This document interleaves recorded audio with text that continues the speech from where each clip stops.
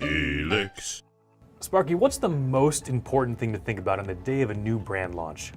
Well, Eric, I'd say the biggest thing to remember is that the day of a brand launch is not the end. It's not even the beginning of the end. It may not even be the end of the beginning.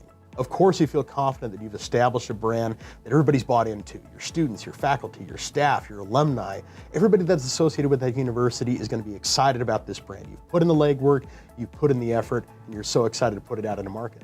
But until it's out in market, you don't really know how it's going to perform. So it's incredibly important that you've built enough flexibility in your brand to allow for immediate and continuous testing.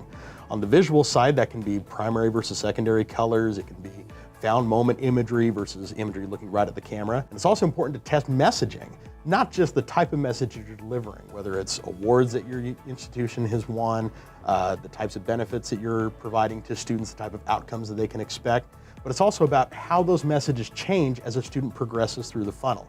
What are they seeing at that first touch? What are they seeing as they're going through that admissions and application process? What messages are they seeing that are related to that brand as they're taking classes? They're about ready to graduate.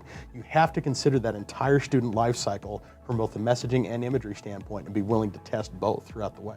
So on that day, you should feel confident in the research that you've done, the focus groups that you've conducted, and in the pride that all of these stakeholders have in this brand.